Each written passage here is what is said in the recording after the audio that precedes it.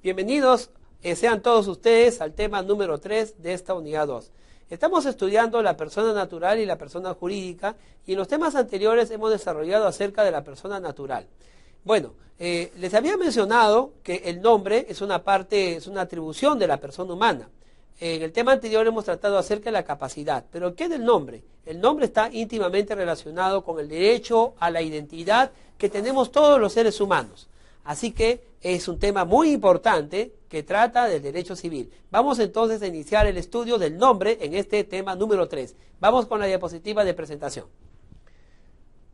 Universidad Privada Telesub, el derecho al nombre. Es un atributo de la personalidad que permite identificar a cada persona en relación a los demás. En consecuencia, es la expresión visible y social mediante la cual se identifica a la persona. Y podemos ver en la diapositiva allí dos documentos nacionales de identidad. Aquí en la parte superior podemos ver el documento nacional de identidad de una persona mayor de edad. Y en la parte inferior podemos ver el documento nacional de identidad de una persona menor de edad. Como decíamos, ahora pienso que se ha dado un paso importante en el tema de los derechos, por cuanto se está reconociendo el ejercicio de poder llevar este documento también a los menores de edad. Y no sería para menos, puesto que, como ya explicamos, según nuestras normas de leyes y las filosofías que la sustentan, la persona humana comienza con la concepción. Obviamente, en ese instante también la persona humana tiene el derecho a la identidad. El derecho a la identidad es importantísimo porque determina en el tiempo y en el espacio a la persona que tiene esa identidad. El derecho a la identidad nos hace formar parte de una nación, de una sociedad, de una comunidad, de una prole y de una genealogía. Y el derecho a la identidad tiene su expresión material en el nombre. Así es. El nombre, entonces, es un atributo de la personalidad. Nadie debiera no tener nombre. En principio, la persona humana tiene el derecho a la identidad y, como consecuencia de ese derecho estructural, superestructural, tiene el derecho estructural del nombre. El nombre concebido en el Código Civil como el nombre en sí y su apellido, que establece su genealogía. Los nombres para el Código Civil nos diferencian de los demás, o sea, no solamente nos identifican como una persona única, sino que también nos diferencia de los demás, quienes a su vez tendrán su propio nombre y tendrán su propia identidad. Esto es necesario para que se pueda focalizar también el derecho que se nos reconozca como tal. Una persona humana no podría reclamar ningún derecho si no fuera persona. Una persona no es persona si no tiene una identidad y no tiene un nombre. Estaríamos ante una apátrida, ante una patria de identidad, es decir, un ser que deambula y que no tiene identidad alguna. Esto, por supuesto, no debe ocurrir y no debe suceder en ninguna sociedad moderna. De allí que presumimos que todo ser humano tiene un nombre y una identidad por el hecho de serlo. Vamos entonces a ver la siguiente diapositiva. Características del nombre. Tenemos dos características dimensionadas. Uno, características absolutas, y también tenemos características relativas. Dentro de las características absolutas podemos leer la oponibilidad, erga omnes. ¿Qué significa la oponibilidad? Quiere decir que yo puedo hacer valer mi identidad contra todas las demás identidades. Yo puedo hacer valer mi nombre contra todos los demás nombres. Obviamente, al hacer valer mi identidad y mi nombre, estaré haciendo valer todos los derechos y todo el devenir de mi existencia y todo el patrimonio que yo haya adquirido y todos los derechos que yo haya ejercido y que haya invocado en mi persona. Y los haré completamente míos, oponiéndolo a lo de los demás. Obviamente, esa oponibilidad también me limita a mí en tanto a la existencia y a la personalidad del otro. Otra característica, vamos a ver en la diapositiva, es de que es inalienable. Quiere decir que yo no puedo delegar, ¿no? Yo no puedo delegar, yo no puedo renunciar, ¿no? Yo no puedo decir, no tengo nombre, no quiero nombre. Yo no puedo decir, ¿saben qué? Quiero ser un hombre sin nombre, ¿no? Una persona sin nombre. No puedo decir, la inalienabilidad está relacionado con el hecho de que yo no puedo ignorar mi nombre. Yo no puedo dejar de tenerlo, yo no puedo renunciar a ella. Simplemente se me coloca el nombre. Y es más, en realidad, piense usted un poco, usted y yo no elegimos nuestros nombres, ¿verdad? Lo hicieron nuestros padres o lo eligieron otras terceras personas. Y usted, nadie le preguntó para ponerle un nombre, a mí tampoco me lo hicieron, simplemente me lo pusieron, ¿no? Y ahora que usted lo tiene, usted no puede negar y no puede decir y no puede hacerse de la idea de que no lo tiene. Por el contrario, tendrá que asumir la totalidad de lo que trae y lo que se invoca con el nombre suyo y con su genealogía. La otra característica es la imprescriptibilidad, ¿no? ¿Qué significa la imprescriptibilidad? En realidad el nombre no prescribe. Uno podría pensar, pero si el nombre surge con la persona, al morir ésta, ya prescribe el nombre. No, pero no es así. En realidad, hasta después de muerto usted, su nombre perdurará, ¿no? En el devenir de la historia y marcará una identidad para usted y para lo que usted haya existido. Es por eso que hasta hoy en día podemos hablar de Miguel Grau Seminario, de don José San Martín y Matorras, y poder hablar de grandes hombres que obviamente en su momento tuvieron un nombre y desde los cuales hasta ahora nosotros seguimos hablando, ¿no? Y seguimos hablando porque ese nombre ha identificado la obra que ellos realizaron, Hans Kelsen, ¿no? Vélez Sarsfield, y todos los grandes juristas que aquí nosotros también seguimos y criticamos sus doctrinas. El nombre entonces es imprescriptible y perdurará aunque usted ya no esté en medio de esta tierra de vivos. Bueno, tenemos ahora lo que se llama las características relativas, ¿no? Tenemos la inmutabilidad y la irrenunciabilidad. ¿Qué significa esto? Significa que si bien es cierto, no podemos ignorar el nombre, nosotros podríamos de alguna manera, ¿no? Porque esa es una característica relativa, podríamos de alguna manera inmutar y renunciar al nombre. Por ejemplo, podríamos hacerlo a través de un proceso de adopción, ¿no? Podríamos a través de un proceso de adopción nosotros cambiar de nombre.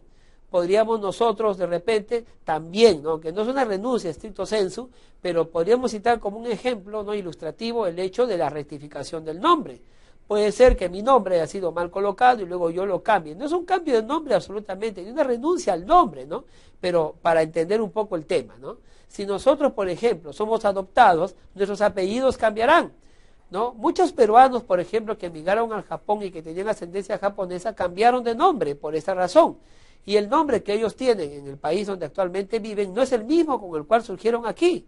Y obviamente los derechos que vayan adquiriendo allá, ¿no? Serán pues con esa nueva identidad, con ese nuevo nombre. La inmutabilidad del nombre entonces puede ser variar y tiene sus excepciones. Sigamos.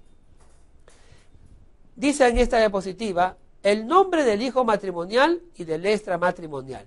Tenemos que diferenciar entonces que el hijo matrimonial es aquel que nace dentro del seno de un matrimonio, mientras que el extramatrimonial será aquel que nazca fuera de ese marco jurídico.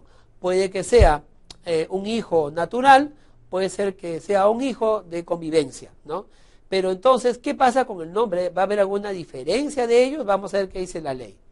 Dice, al hijo matrimonial le corresponde el primer apellido del padre y el primero de la madre. Esto lo establece la ley, lo establece el Código Civil.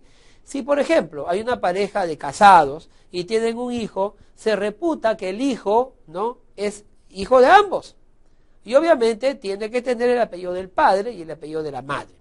Si por alguna razón se descubriera, ¿no?, que de repente el esposo no es el padre y que es otra persona, obviamente el padre tendrá que impugnar esa paternidad, ¿no? O podrá el otro podrá impugnar la paternidad del esposo y pedir que se haga, ¿no?, el proceso judicial correspondiente y a través de un ADN pretender ser el padre que hasta ese instante se sospechaba o se sabía o se había puesto que era el esposo, ¿no?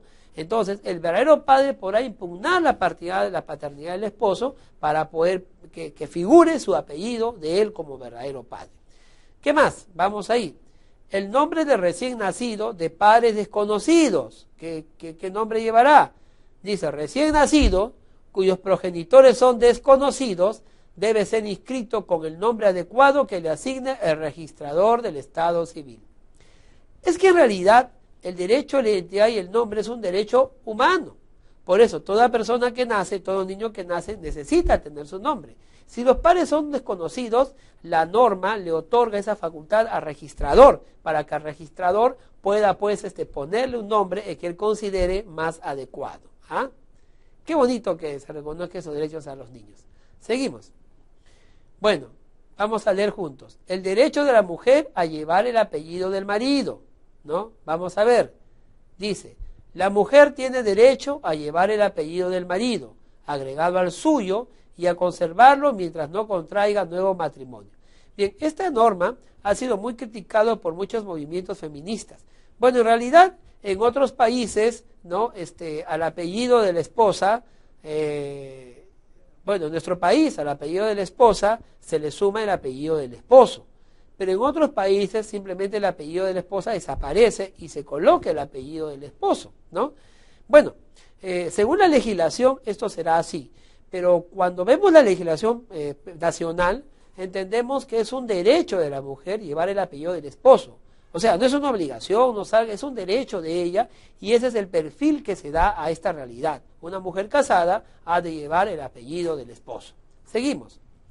Nulidad de convenio sobre el nombre. Esto es importante. Dice, es nulo el convenio relativo al nombre de una persona natural, salvo para fines publicitarios, de interés social y los que establece la ley.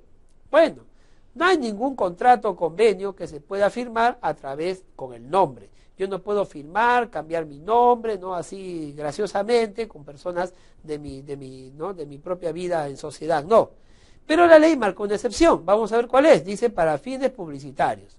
¿Usted sabía, por ejemplo, que hay actores y actrices muy famosas cuyos nombres no son los que allí aparecen?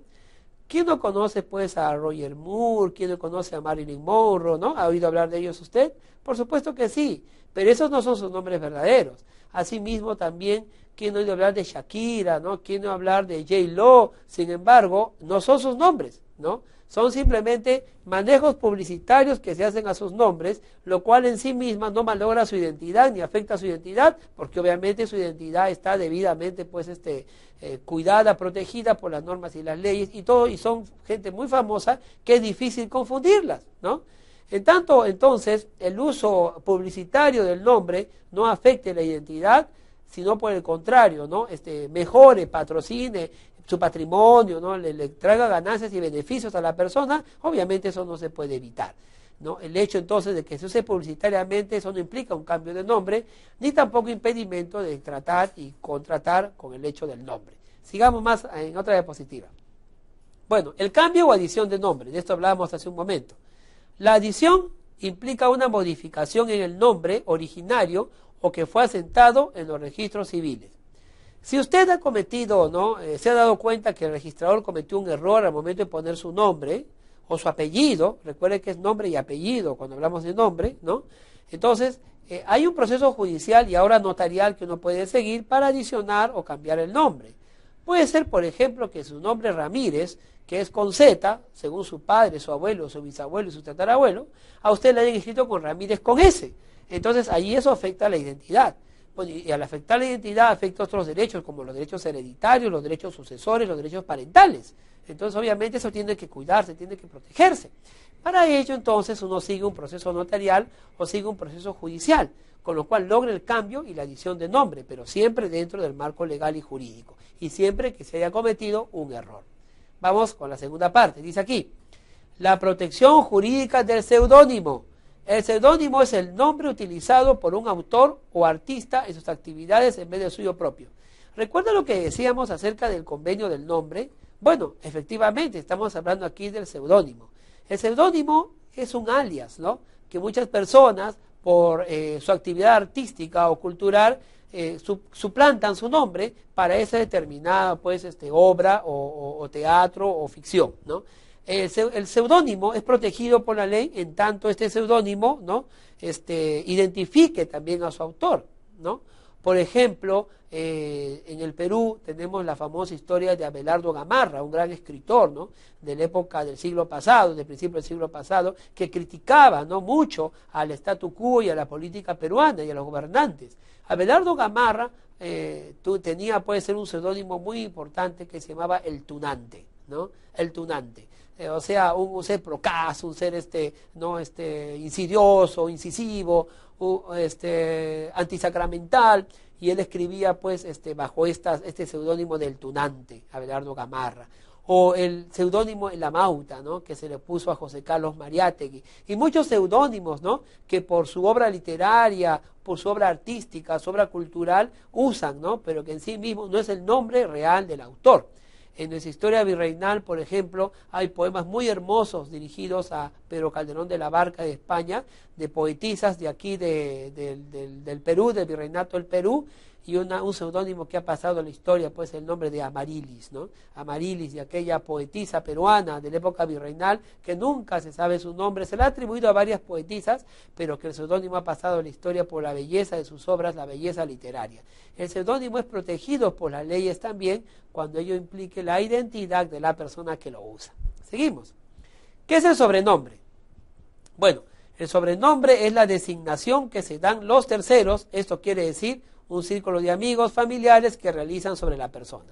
Bueno, sobre el sobrenombre sí no es protección jurídica. En realidad el sobrenombre es un causalismo social, ¿no? Algunos nos dicen negrito, garrincha, nos dicen oye perico, ¿no? Son sobrenombres que no afectan pues el normal uso del nombre. Nadie firma un contrato con sobrenombres, nadie firma un documento importante con sobrenombres, nadie llena formulario con sobrenombres.